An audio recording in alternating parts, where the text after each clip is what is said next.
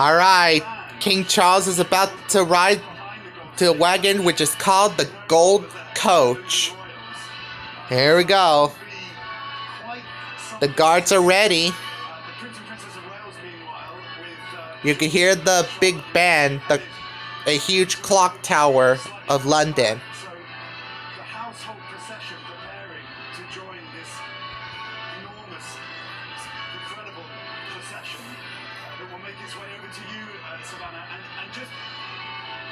One thought for the Prince and Princess of Wales, for all the parents watching. Prince Louis, once again, you may have seen in that service, in the ceremony, stealing the show, yawning, looking around. Gold Coach, when Queen Elizabeth has right in it. Prior to the ceremony, that Louis might sit through it all and he might not. We were urged to remember that he's only 5. So, as we watch this procession, this moment in history, there will also be very personal moments. This is a family in the end. Well, as a mother of a child about that age, I have to say, well done, Louis. He made it through without incident. I'm sure there's a great sigh of relief on the part of Prince and Princess of Wales, as well as the King and Queen, as they are now officially crowned and throned and will proceed in that historic gold state coach, the 3rd oldest surviving coach in the UK. It weighs 4 tons, will travel at a walking pace drawn by 8 Windsor Grey horses. This route is about 1.3 miles compared to the Queen's route, which was 5 miles back in 1953. And when we take those shots, you'll see that this is an extraordinary display of the military might of Great Britain today. Nearly 4,000 armed forces personnel will be marching in this procession. 1,200 members of the British Armed Forces lining the route as well.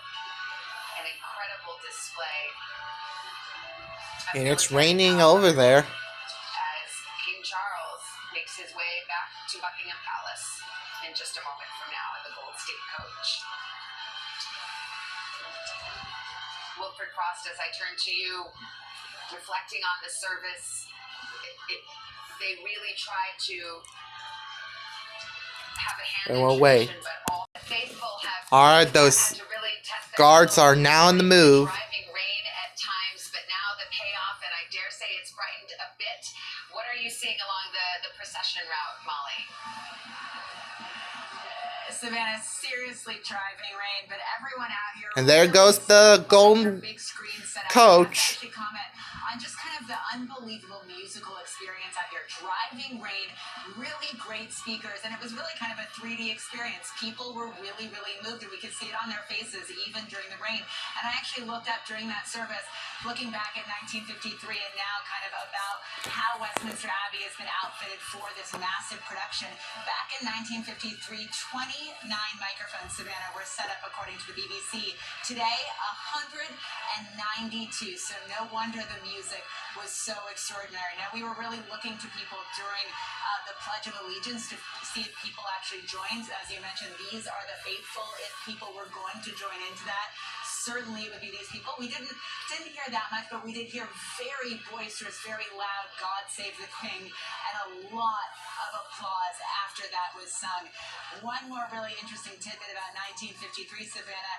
Apparently it was also a very cold and rainy coronation day for Queen Elizabeth II, and apparently in that Gold State Coach, which you guys have already I heard the national anthem again of UK. A water bottle was strapped underneath her seat. We have no confirmation if King Charles will get the same luxury today.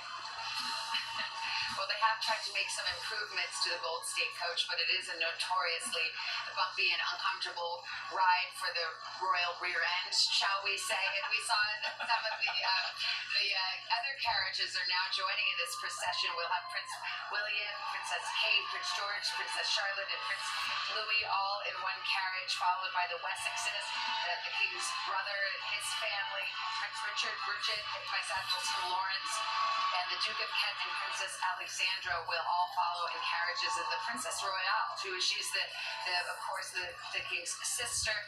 is the Colonel of the Blues and Royals. And so she will be the official title, Daisy, for you on this one. The gold stick in waiting. Gold stick in waiting. And on horseback. So in a way, she is there to lead the military procession and to protect her brother. It is obviously a purely ceremonial role, but it is a huge privilege. And she has spoken about it in the last few days, saying that she takes this as it was intended to be, as a sign from her brother how much he values her, and how he has always said that she looks after him and protects him, and he wanted that to be shown on this day in a formal processional manner. I think that's very touching. And You can hear the crowds are cheering. Hat, behind which you could hardly see Prince Harry. And Simon Lewis, when you look back at some of the old footage, especially the young Charles, it's always Charles and Anne, the eldest of the children. They were always together, and here they are again, still apparently close, and even giving, as Daisy mentioned, a real role of honor to her in this procession.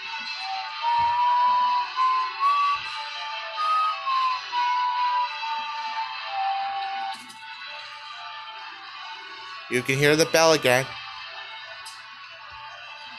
I'll turn now to Tim Bouvier, who's our British historian, and we were just discussing some of the family ties here, and the Princess Royal and King Charles having spent so much time together, the eldest children before the little ones came along, and all that old footage. You can see that a real bond was born there, and he has given her a real roll of honor, has he not? He certainly has. He only has one sister, and she's immensely popular. She's famously the most hard-working royal, racking up more royal visits and duties during the course of the year than any other. And he's also invested her prior to this ceremony with the role of deputizing for him when he is out of the country, which is something important. She made a remark in a recent interview that the monarchy cannot be slimmed down too much more than it currently is, because when the then Prince of Wales made those statements about wanting to slim down the monarchy, he had two working royals as sons, and the fact that that is now no longer the case has meant that people like the Princess Royal and now Duke of Edinburgh have to take on even more royal duties. And we're watching just outside Westminster Abbey. We see Prince Harry along with his cousins and their spouses. Kirsten and There's Prince Harry. Where's Meghan right Markle? now. We also saw Prince Andrew there. And obviously, Harry was required to wear a morning suit, not the military uniform he might have preferred, given that he is no longer a working royal. We did see Andrew earlier here in some kind of ornamental garment. Unclear what it was exactly, but it's underscores that there's those who are in the inside, the working royals, and those who are on the periphery now, Harry among them, even though he is the king's youngest son. Well, that's right, Savannah. And there you have also, of course, the Duke of Sussex, Prince Harry, wearing his medals, even though he, of course, isn't in military uniform, because he is not a working royal.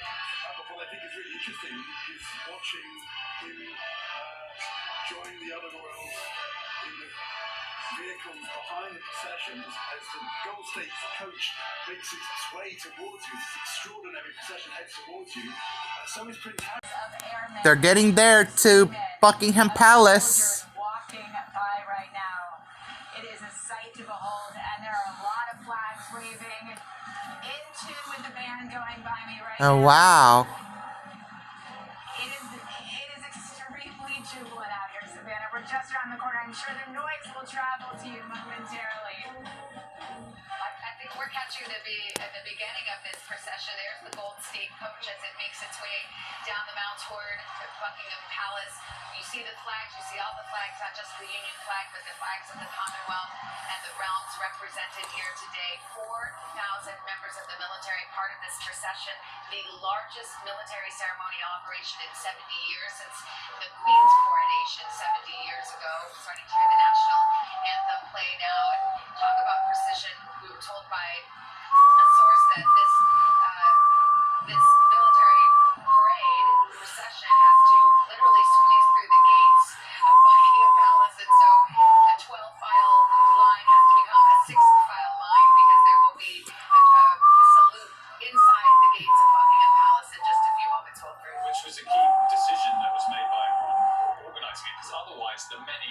thousands of troops. Hope you did hear, everyone. That's the national anthem. Far and wide from places like Canada and Australia would have just ended, disappeared, and never even caught sight of the king. So they wanted them to all convene and gather. This is a very good coronation. That they could then be saluted and salute the king. And that aspect, as you said, the timing's so key will mean they suddenly have to speed up and file down as they go through the gates of the palace. And every time that they go round a corner or through a narrower gap, they have to do this concertina movement where they change the pace at which they Happy march glorious just by a nanosecond so for that they can come King together Charles and come III. out without causing lockdowns. Well, actually, happy and So when you glorious. see on a motorway, From the lyrics of the national anthem. They're getting there to Buckingham Palace. There it is. If you could see it. When I zoom in closer. So there's so much you can't see with the naked eye that's going on. Well, and they can't see it because there's 4,000 of them. They are roughly 1.3 miles long on a route that's only 1.4 miles long. I mean, remarkable to keep all of this sort of thing in time. And we're starting to see them file in behind us, and they'll do that magic trick of squeezing in the gates of Buckingham Palace as we await the Gold State coach's arrival here at Buckingham Wow. Palace. There have been stands set up, and people have been able to listen to the ceremony. Lots of spontaneous applause at key moments, especially when the king was crowned. At that very moment, President Biden issued a tweet congratulating King Charles and Queen Camilla on their coronation. And so this day is unfolding. I'll be laying out my tweet We're hoping that perhaps the skies will part for the military flyover any while. Just like my dad tweeted on his reaction on King Charles III. Our British historian, you look at a day like this, you reflect on it, and it really speaks to all the facets of the king's reign as ceremonial head of state. There's Prince Head of the George armed and forces, Princess Charlotte. and head of the church. Yes, certainly. We've had the ecclesiastical and religious parts. This is now the pomp and pageantry, and this. And who was that again? I forgot his name. Procession back to the palace, which was really brought into its own in the reign of Edward VII.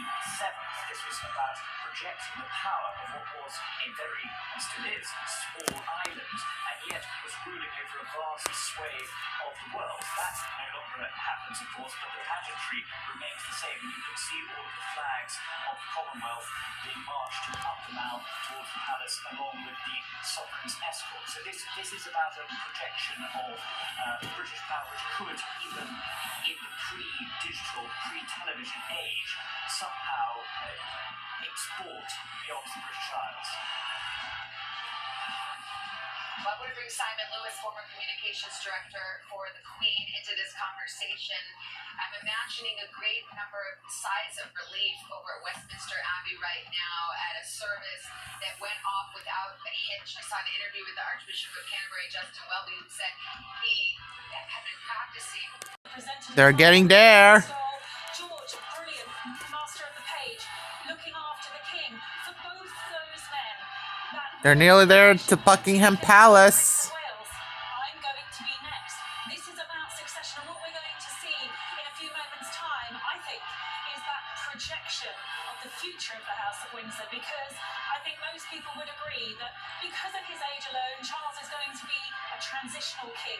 The real future of the House of Windsor lies in the Wales family. There's no mistaking, there was no coincidence that they were part of that procession into the Abbey. It was deliberate. It was all about the projection of the future. And we saw those moments where it was William who took an oath as liege man for life. It was William who knelt at his father and is striking. All guards are entering Buckingham Palace. Oh, they stopped.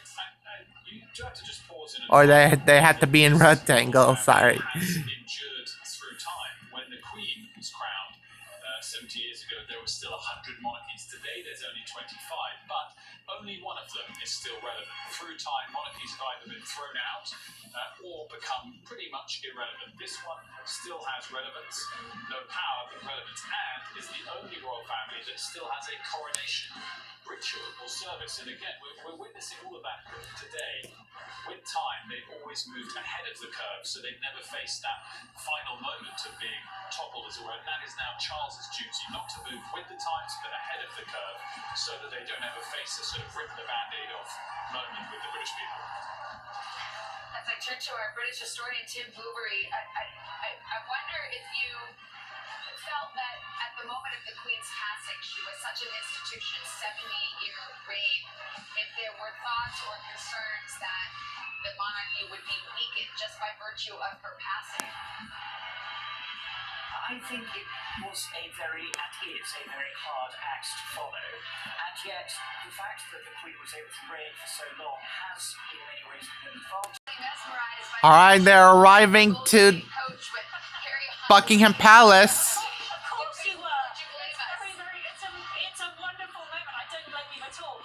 No, what I was saying was the palace have played their cards close to their chest as far as the balcony appearance is concerned. I think for me that's going to be one of the most telling moments of the day. If you think back to 2012, to the Diamond Jubilee, They're nearly there. there was also Well, actually, they arrived. And we're about to see their great salute to the people that they are kings and queens.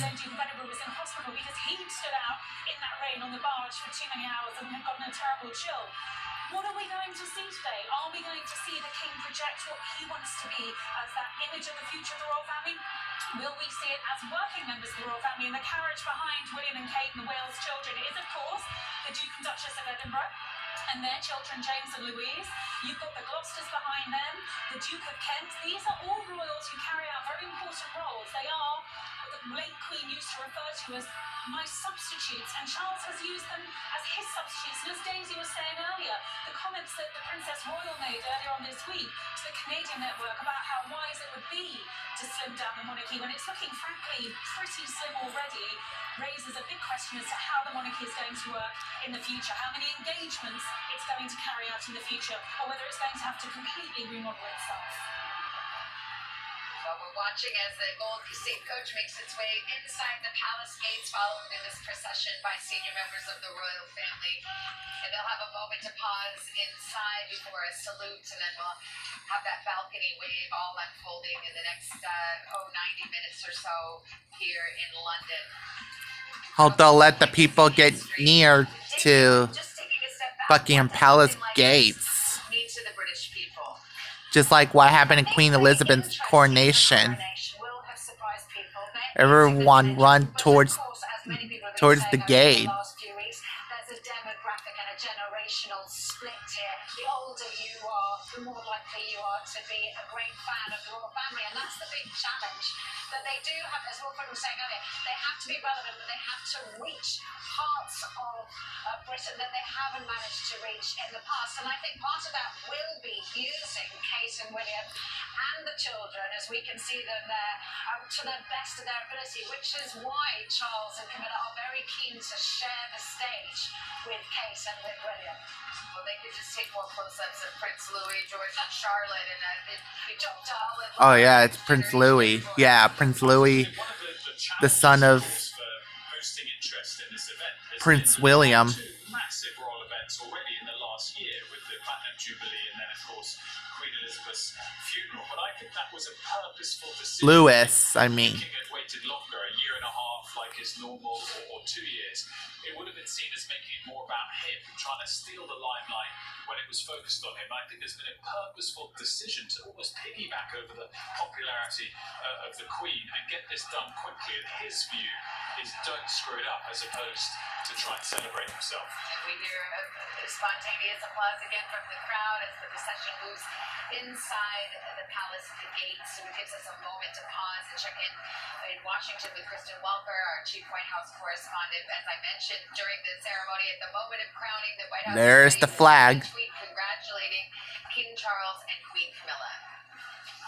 That's right, Savannah. President Biden among the millions of Americans watching this historic day unfold, tweeting congratulations to King Charles III and Queen Camilla on their There's my dad's coronation. tweet. The enduring friendship between the U.S. and the U.K. is a source of strength for both our peoples. I am proud the First Lady is representing the United States for this historic occasion. And as we have been saying, the president is answering questions about why he is not there. Wow. The fact that he's here because he's dealing with some challenges here on the home front. But he has a relationship with King Charles, Savannah, that really goes back decades. He was at Queen Elizabeth's funeral. He's doing a lot of business, but that's his choice. He won't be showing up at England, but he will watch it on TV. But he did show up in England during Queen Elizabeth's funeral. Dedication for fighting climate change. So I think moving forward, we are anticipating that President Biden will be welcomed at a state visit there in the UK in the coming months. That will be front and center. Worth noting, Savannah, that King Charles has a long history when it comes to meeting U.S. presidents. He was just 10 years old when he met President Eisenhower. He was 20 years old when he visited the Nixon White House, and he later would quip that that was the time when they were trying to marry me off to Tricia Nixon. And of course, that did not happen. But more recently, of course, he has met with former presidents Bush, Obama, Trump, and Biden, and again, putting his climate agenda front and center. Now, as king, he will likely take a step back from that climate agenda. Savannah, one interesting note here. First Lady Jill Biden becomes the first Lady to attend a coronation, but a 23-year-old Jacqueline Bouvier was there 70 years ago for the coronation of Queen Elizabeth. She was a freelance reporter at the time, and she wrote in the Washington Times-Herald in 1953, Londoners seemed amazed at the hordes of Americans here for the colorful event. Not unlike, undoubtedly, what we are witnessing there unfold today, Savannah. A very colorful historical fact, Daisy McAndrew, you've been telling me. All right, well, wait till King Charles III and Queen Camila will come out to the castle to salute people.